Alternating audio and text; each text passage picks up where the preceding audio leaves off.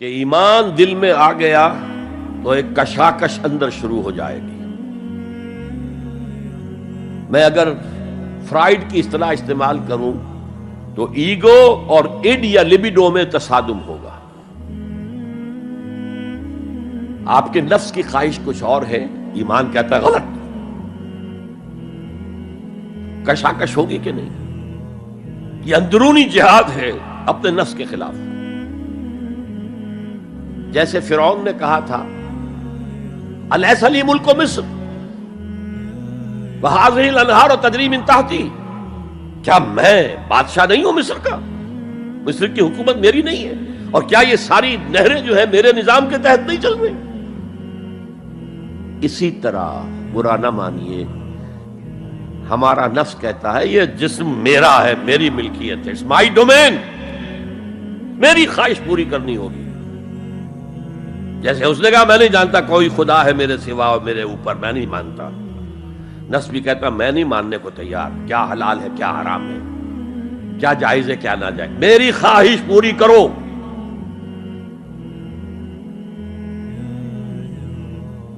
اس کے خلاف جہاد،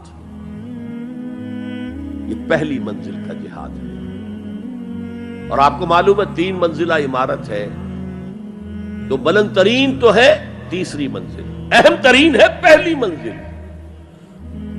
پہلی منزل بنے گی تو دوسری بنے گی، دوسری ہوگی تو تیسری بنے گی نا۔ پہلی منزل یہ ہے اور اہم ترین یہ ہے۔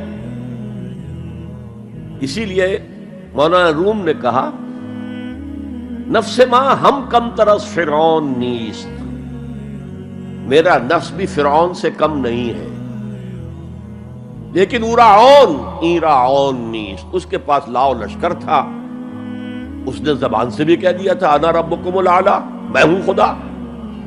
میرا نفس بیچارہ اس کے پاس کوئی لاؤ لشکر نہیں، زبان سے تو یہ کچھ نہیں کہتا، اندر یہی کہتا میں بادشاہ ہوں اس وجود کا، میری مرضی پوری۔ اسٹرگل اگینسٹ دس بیسر سیلف، ایک سیلف ہے اونچی سیلف، خودی، انا، ایگو، اور ایک ہے یہ بیسر سیلف، ہماری جبلتیں جو اندھی بہری ہیں، جو حلال اور حرام سے انہیں کوئی غرض نہیں ہے، ان کے خلاف جہاد کرنا۔ آپ نے فرمایا صلی اللہ علیہ وسلم المجاہد من جاہد نفسہ، اصل مجاہد وہ ہے جو اپنے نفس کے خلاف جہاد کر سکے۔ تمہارے اندر یہ دشمن تو بیٹھا ہوا ہے، تکڑا ہے، تمہیں کنٹرول کر رہا، چلے آؤ باہر کے دشمنوں سے جہاد کرنے کے لیے۔